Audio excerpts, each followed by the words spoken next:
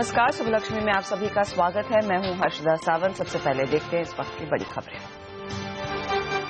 भूकंप के बाद बारिश बनी नेपाल की मुसीबत। तेज बारिश की वजह से राहत बचाव के काम में रुकावट। 50 से ज्यादा झटकों से सहमे नेपाल के लाखों लोगों ने सड़कों और मैदानों में फिर गुजारी रात। भूकंप से भारत में मौत का आंकड़ा बढ़कर हुआ 69। बिहार में सबसे ज्यादा 50 की मौत। मुख्यमंत्री नीतीश ने दिया हर संभव मदद का भरोसा। एशिया के बाजारों से मिला जुला रुझान। जापान के बाजार निक्केई में 4.25% की गिरावट, लेकिन कोरिया और ताइवान के बाजार में हल्की बढ़त। एसजीएक्स निफ्टी 23 अंकों पर। अच्छे नतीजों से अमेरिकी बाजारों में तेजी। लगातार दूसरे दिन नैस्डैक में बढ़त बरकरार। S&P 500 भी रिकॉर्ड ऊंचाई पर बंद। आज आएंगे मारुति और आईसीआईसीआई बैंक के नतीजे। मारुति का मुनाफा 40% और आईसीआईसीआई बैंक के मुनाफे में 11% बढ़त का अनुमान। चौथी तिमाही में कमजोर नतीजों का सिलसिला जारी। अल्ट्राटेक का मुनाफा 26% घटा। पेट्रोनेट एलएनजी की आमदनी 36% गिरी। राज्य संसद में जीएसटी बिल हो सकती है बहस। बिल को इसी सत्र में पास कराने की सरकार की कोशिश। यूनाइटेड स्पिरिट्स के डायरेक्टर पद से इस्तीफा देने का विजय माल्या का कोई इरादा नहीं। कहा, इस्तीफे को लेकर मीडिया की अटकलें गलत।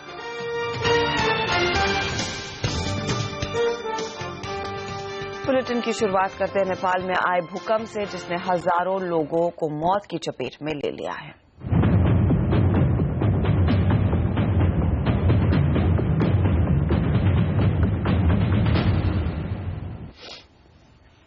नेपाल में आए भूकंप से मरने वालों की तादाद 2500 के पार जा चुकी है। राहत कार्य तेजी से चल रहा है, मगर कल रात हुई बारिश से राहत कार्य में रुकावटें आ रही हैं। कल दोबारा आए भूकंप के डर से नेपाल के लाखों लोगों ने सड़कों और मैदानों में रात गुजारी। भूकंप प्रभावित इलाकों से वायुसेना ने अब तक करीब 1200 भारतीयों को बाहर निकाला है, लेकिन अब भी कई लोग वहां फंसे हुए हैं।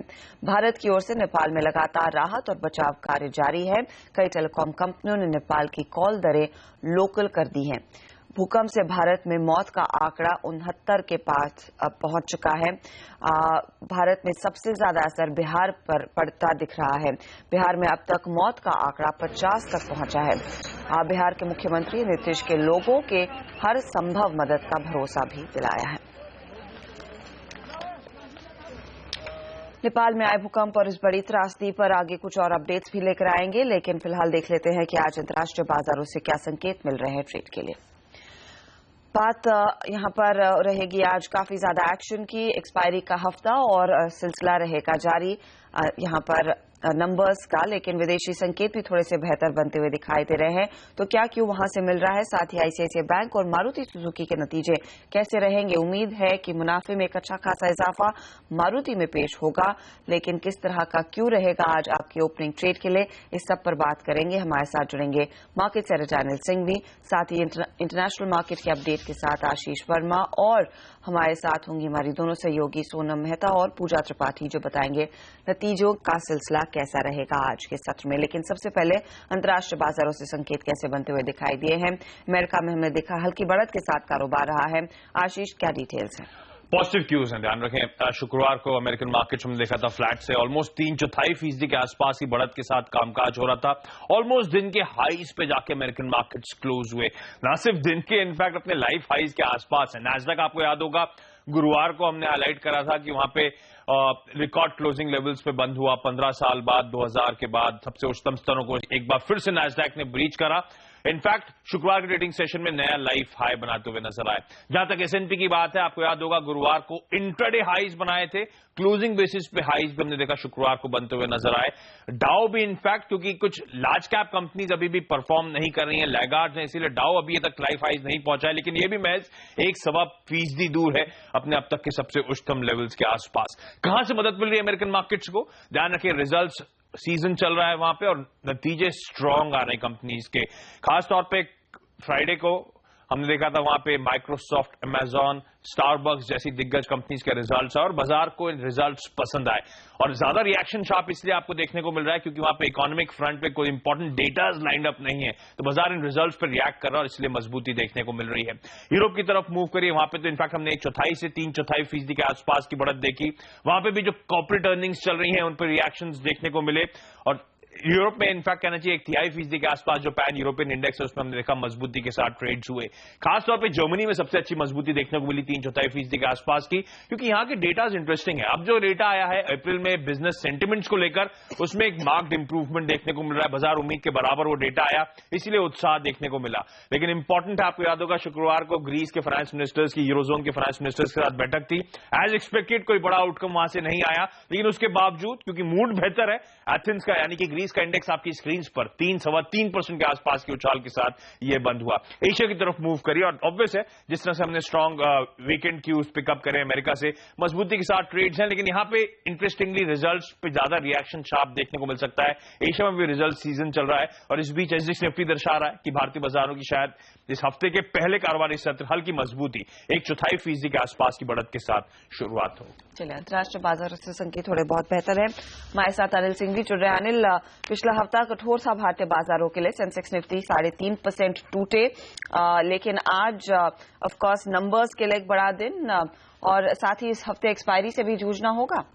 बिल्कुल हर्षदा, लेकिन इस बीच थोड़े से संकेत राहत वाले आते हुए दिख रहे हैं। पहली बात तो ये कि डेटा उतने कमजोर नहीं है जितने पिछले हफ्ते नजर आ रहे थे, तो थोड़ी बहुत खरीदारी एफआईज की तरफ से वायदा कारोबार में आती हुई दिख रही है, खासतौर से स्टॉक फ्यूचर्स में। कैश मार्केट में डोमेस्टिक फंड्स की तरफ से भी एक अच्छा कमिटमेंट है, तो ये दो पॉजिटिव नजर आ रहे हैं। लेकिन इसके अलावा क्योंकि एक्सपायरी का हफ्ता है, हम काफी इंपॉर्टेंट लेवल के आसपास ट्रेड करते हुए दिख रहे हैं, तो बाजार थोड़ा सा यहाँ पर सपोर्ट लेने की कोशिश कर सकता है। मुझे लगता है कि 8,250, 8,300 ये वो रेंज है जहां पर बाजार को एक अच्छा सपोर्ट मिल सकता है और ऊपर की तरफ 8,400 के पार निकलने पर थोड़ी एक अच्छी तेजी बनने की संभावना बन सकती है। तो हो सकता है एक अच्छी रिकवरी का दिन आज देखने को मिले और 8,400 की तरफ बाजार जाने की कोशिश करता हुआ नजर आए। तो होपफुली यहाँ पर उम्मीद रहेगी कि ऊपरी लेवल्स पर बाजार अपनी फिर से चाल बनाता हुआ दिखाई देगा। शुक्रिया अनिल इस अपडेट के लिए। लेकिन नंबर्स के लिहाज से एक और बड़ा दिन, आईसीआईसीआई बैंक और मारुति सुजुकी दोनों ही दिग्गज कंपनियां अपने चौथी तिमाही के नतीजे घोषित करने वाली हैं और क्या उम्मीद है इस पर एक चेक लेंगे। सोनम और पूजा हमारे साथ जुड़ रही हैं। सबसे पहले सोनम, मारुति के नतीजे, उम्मीद अच्छे नतीजों की? जी हाँ, बिल्कुल, यहाँ पे बेहतरीन नतीजों की उम्मीद रखी जा रही है। इसकी वजह रहेगी कंपनी के वॉल्यूम्स जो मजबूत रहे हैं। 7% की साल दर साल बढ़ोतरी हुई है। जो कंपनी के नए लॉन्चेस है उसको अच्छा खासा रिस्पांस में मिला है। जो फर्स्ट टाइम बायर्स है या फिर जो पहली बार मार्केट में उतरते हैं खरीदार करने के लिए, वो मारुति को प्रेफर कर रहे हैं। और करेंसी एक बहुत बड़ा प्ले रहने वाला है कंपनी के लिए। येन डेप्रिशिएट हुआ था पिछले तिमाही में 7% और क्योंकि करेंसी का इफेक्ट या फिर इम्पैक्ट जो होता है वो 1 महीने के बाद देखने मिलता है, इसका फायदा कंपनी के मार्जिन को मिलता है। तो इस बार कंपनी के मार्जिन में जबरदस्त बढ़ोतरी की आप उम्मीद रख सकते हैं और रॉयल्टी पेमेंट को भी यहाँ पे करेंसी का फायदा मिलता हुआ दिखाई देगा और इसके वजह से ही मुनाफे में हम 40% की बढ़ोतरी की उम्मीद रखे जा रहे हैं। आय में 11% की बढ़ोतरी, तो मार्जिन भी बेहद ही स्ट्रांग 13.7% के मार्जिन कंपनी डिलीवर करेगी पिछले साल के 10.3% के मुकाबले। जो इंपॉर्टेंट ये रहेगा वो ये कि मारुति अपने मार्केट शेयर को कंटिन्यूसली गेन करते जा रहा है और इसी की वजह से कंपनी काफी सारे ब्रोकरेज हाउसेस के टॉप रेडार पर बनी हुई है। ओके, तो शानदार नतीजे रह सकते हैं। मार्जिन इंप्रूवमेंट और वो बम्पर मुनाफे की उम्मीद यहाँ पर की जा रही है। लेकिन प्राइवेट सेक्टर बैंक्स में आईसीआईसीआई बैंक क्या एचडीएफसी बैंक और येस बैंक की तरह अच्छे नतीजे पेश कर पाएगा? पूजा जी, आईसीआईसीआई बैंक से हमारी उम्मीद है कि इस क्वार्टर प्रॉफिट बढ़े हुए हो सकते हैं एक्सचेंज गेन्स की वजह से, जो कि देखना इंपॉर्टेंट होगा, जिसकी वजह से इस बार जो नॉन इंटरेस्ट इनकम है वो बैंक की बढ़ी हुई रह सकती है, क्योंकि माना जा रहा है कि इस बार बैंक को ओवरसीज इनकम काफी मिल सकती है, तो उसकी वजह से एक एक्सचेंज गेन यहाँ पर देखने को मिल सकता है। लेकिन ओवरऑल बात करें तो म्यूटेड ग्रोथ यहाँ पर देखने को मिलेगी। जो प्रोविजंस के आंकड़े हैं वो इस बार भी बढ़े हुए रहेंगे और जिसकी वजह से मुनाफे में थोड़ा बहुत दबाव देखने को मिल सकता है। इसके अलावा जो बैंक के एसेट क्वालिटी रहेंगे उसमें ज्यादा कुछ स्ट्रेस कंसर्न दिखाई नहीं देंगे, लेकिन जो रिस्ट्रक्चरिंग एसेट है वो बढ़े हुए लेंगे। स्ट्रेस एसेट जो है वो पिछले तिमाही की तरह ही हमें इस बार भी देखने को मिलेंगे। मार्जिन्स फ्लैट रहने का अनुमान है। और इसके अलावा मैनेजमेंट ने रिस्ट्रक्चरिंग एसेट को लेकर गाइडेंस दी थी कि ये 2300 करोड़ के आसपास देखने को मिल सकता है, तो ये आंकड़ा किस तरह का दिखाई देता है इस पर हमारी नजर रहेगी। इसके अलावा बढ़े हुए प्रोविजंस उसकी वजह से थोड़ा बहुत इफेक्ट देखने को मिलेगा। और ओवरऑल ग्रोथ की अगर बात करें तो डिपॉजिट ग्रोथ, लोन ग्रोथ, इन सब में थोड़ी बहुत म्यूटेड ग्रोथ एक देखने को मिल सकती है। तो इस बार के नतीजों में हमें सबड्यूड क्वार्टर ये देखने को मिल सकता है। तो आज के दिन 2 बड़ी कंपनियों के नतीजे आएंगे। इसके अलावा भारतीय इंफ्राटेल भी अपने नतीजे पेश करने वाला है, लेकिन ये पूरा सप्ताह रहेगा बड़े नतीजों का, जहां पर भारतीय एयरटेल, आइडिया जैसी कंपनियों के नंबर्स भी आएंगे कल। इसके अलावा HDFC, सेसा Sterlite, Ambuja cement, axis bank, IDFC के नतीजे भी आने वाले। और याद रखिए यही हफ्ता है F&O एक्सपायरी का भी, तो तैयार रहिएगा एक रोलर कोस्टर राइड के लिए भारतीय बाजारों में। लेंगे फिलहाल एक छोटा सा ब्रेक। आज काफी ज्यादा एक्शन की पूरी संभावना है। टेक्निकली बाजार की स्थिति क्या है और कौन से स्टॉक्स आपके टॉपिक्स रहेंगे आज तकनीकी तौर पर, इस पर एक चेक लेकर आएंगे ब्रेक के बाद।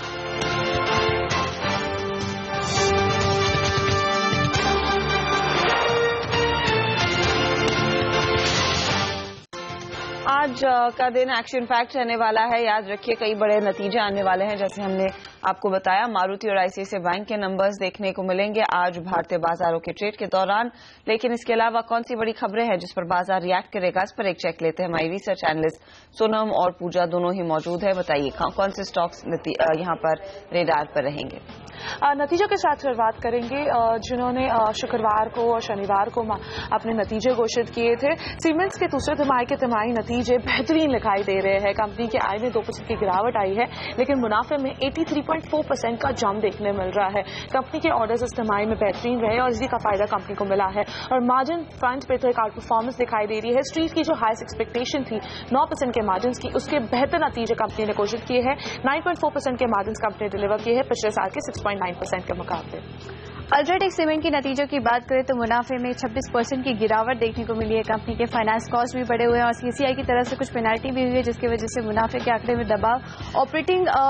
ऑपरेशनल परफॉर्मेंस की बात करें तो यहाँ पर भी कमजोरी, मार्जिन्स में भी कमजोरी देखने को मिली और एबिटा में भी करीब 3% की कमजोरी यहाँ पर देखने को मिली है। इसके अलावा यहाँ पर एक फंड एक्शन भी देखने को मिला है।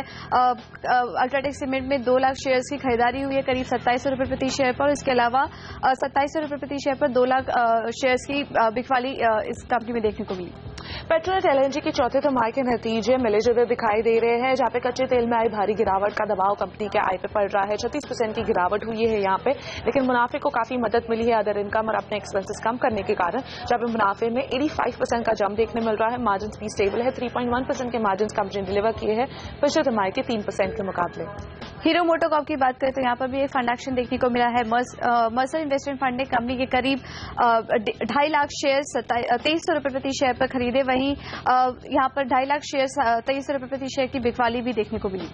इलेक्ट्रो स्टील्स यहाँ पर वेदांता इलेक्ट्रो स्टील्स में एक माइनॉरिटी स्टेक खरीदने की यहाँ पर योजना बना रही है। माना जा रहा है या फिर न्यूज़पेपर रिपोर्ट्स के मुताबिक दोनों कंपनीज की बातचीत ऑलरेडी जारी है। आपको बता दूं इलेक्ट्रो स्टील CDR स्कीम में है 2013 से और इनका कर्ज लगभग 6000 करोड़ का है।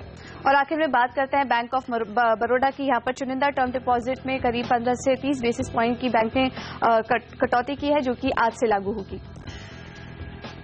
तो तमाम स्टॉक्स रहेंगे आज रेडार पर, जहां पर खबरों का असर देखने को मिलेगा और कई नतीजों पर बाजार भी रिएक्ट करेगा। इस बीच यूनाइटेड स्पिरिट्स के शेयर पे भी नजरें रहेंगी आपकी, क्योंकि विजय माल्या ने साफ कर दिया है कि वो यूनाइटेड स्पिरिट्स के पद से इस्तीफा नहीं देंगे। वो सामान्य रूप से कंपनी के चेयरमैन के तौर पर अपना काम जारी रखेंगे।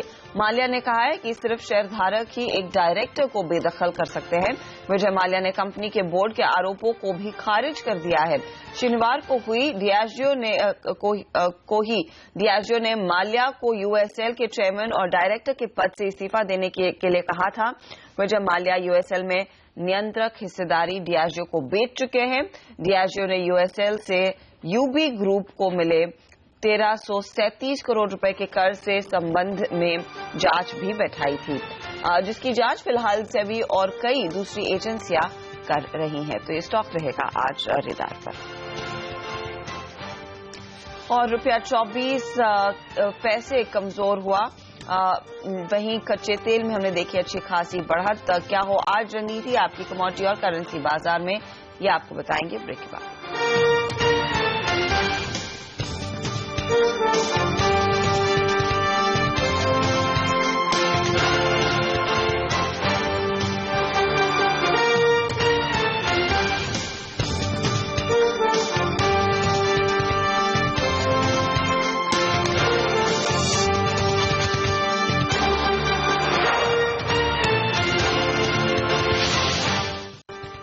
और जीएसटी पर शुक्रवार को विपक्ष के वॉकआउट के बाद सरकार बिल को आज पारित कराने की पूरी कोशिश करेगी। इसी पर और डिटेल के लिए हमारे साथ जुड़ रहे हैं फोन लाइन पर दिल्ली ब्यूरो चीफ लक्ष्मण रॉय। लक्ष्मण, क्या उम्मीद है कि आज ये मामला कुछ आगे बढ़ सकता है? जी बिल्कुल, सरकार की तरफ से इस बात की पूरी तैयारी है और सरकार का मानना है कि शुक्रवार को भले विपक्ष ने वॉकआउट कर दिया हो, लेकिन आज विपक्ष उनका सहयोग करेगी और आज वो जीएसटी से जुड़ा हुआ संविधान संशोधन बिल पारित कराने में कामयाब हो जाएगी। हालांकि शुरू के कुछ घंटों में इस पर बहस होनी है और फिर अंतिम में देर शाम तक इस बिल को लोकसभा से पारित कराने की सरकार की कोशिश रहेगी।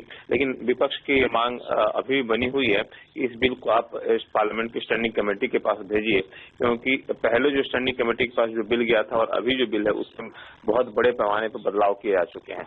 इस वजह से इसको स्टैंडिंग कमेटी के पास भेजा जाए, लेकिन सरकार का कहना है कि इसको स्टैंडिंग कमेटी के पास भेजने की जरूरत नहीं है, क्योंकि इस बिल को खुद विपक्ष ने सरकार में रहते ही तैयार किया है।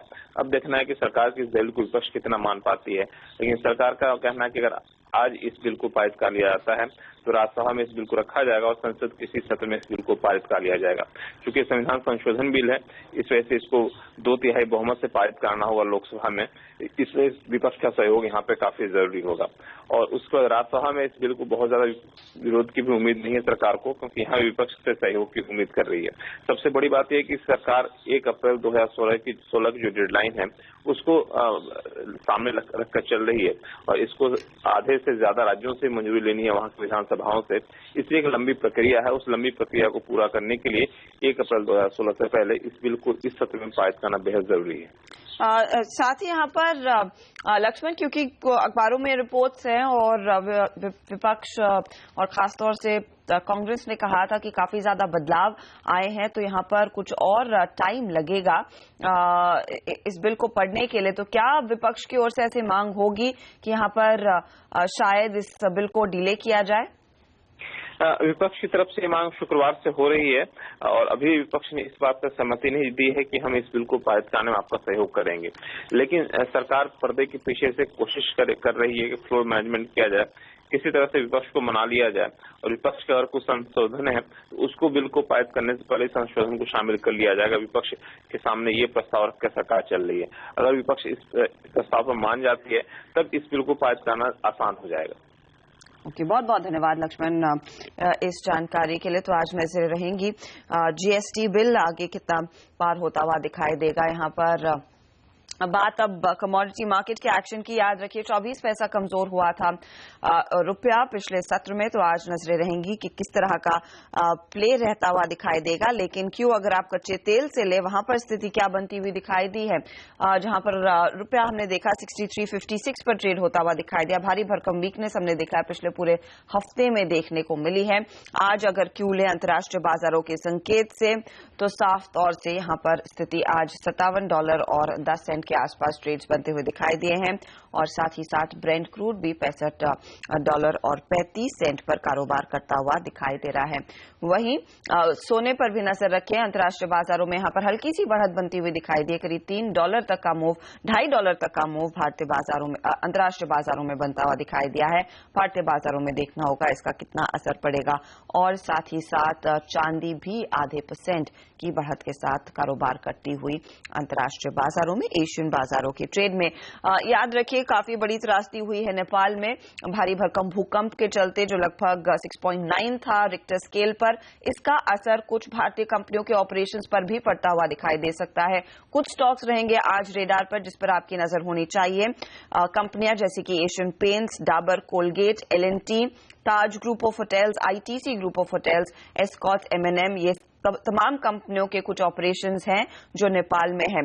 कुछ अपडेट्स जो हमारे हाथ लगी है उसमें पता लगा है कि डाबर के प्लांट में की जो फैक्ट्री बिल्डिंग है वहां पर कुछ दरारें जरूर दिखी उस भूकंप के बाद। हालांकि कंपनी की ओर से ऐसी कोई जानकारी नहीं है जहां पर भारी नुकसान हो जान या फिर माल का। तो ये कुछ अपडेट्स आते हुए देखेंगे यहां पर कुछ और अपडेट्स हैं या नहीं इन कंपनियों की ओर से इस भूकंप के बाद वहां पर किस तरह का अपडेट है, हमारी नजरें इस पर रहेंगी। लेकिन जाते जाते एक बार फिर नजर डालते हैं इस वक्त की बड़ी हेडलाइंस पर। भूकंप के बाद बारिश बनी नेपाल की मुसीबत, तेज बारिश की वजह से राहत बचाव के काम में रुकावट, 50 से ज्यादा झटकों से सहमे नेपाल के लाखों लोगों ने सड़कों और मैदानों में फिर गुजारी रात। भूकंप से भारत में मौत का आंकड़ा बढ़कर हुआ 69। बिहार में सबसे ज्यादा 50 की मौत। मुख्यमंत्री नीतीश ने दिया हर संभव मदद का भरोसा।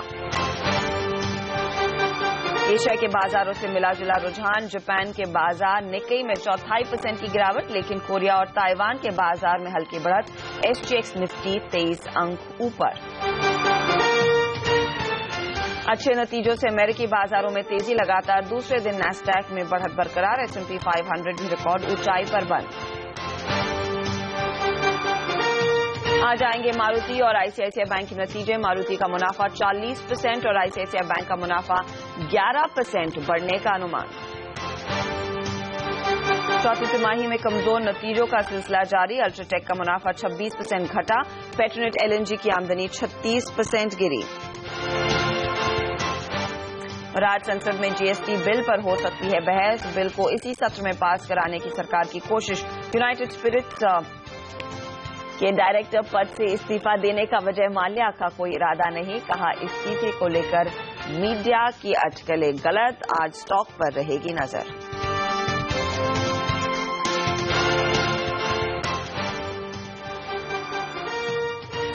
तो ये हैं बड़ी हेडलाइंस आज के लिए। लेकिन SGX निफ्टी पर एक बार फिर नजर डाल लेते हैं, जहां पर हमने देखा हल्की सी बढ़त के साथ कारोबार बनता हुआ 23 अंकों पर था वो इंडेक्स जब हमने लास्ट देखा 8347। अब महज 19 अंकों की बढ़त देखने को मिल रही है। आज के दिन काफी ज्यादा एक्शन रहेगा स्टॉक्स में, और कौन से वो बेहतरीन ट्रेडिंग आइडियाज है जिस पर आपकी नजर होनी चाहिए, स्टॉक 2020 लेकर आ रहे हैं नीरज। Good morning Harshada. और आज का भी सेशन काफी उतार चढ़ाव भरा हो सकता है क्योंकि कई सारे बड़े रिजल्ट्स हैं, उसके अलावा तमाम सारे स्टॉक्स हैं जहां पे और दूसरी खबरें हैं। लेकिन पिछला पूरा हफ्ता देखें 5200 करोड़ की बिकवाली FIS की तरफ से, ये काफी बड़ा फिगर है। तो अभी भी लगता नहीं है कि कोई बाजार में कॉन्फिडेंस लौटेगा, इसलिए सेलेक्टर्स की आज भी एक मिली जुली स्ट्रेटजी होगी। कई सारे बेहतरीन स्टॉक्स हैं जहां पे आपको दोनों तरफ के अच्छे मौके मिलेंगे। छोटे से ब्रेक के बाद अभी लौटते हैं, बताएंगे स्टॉक्स को।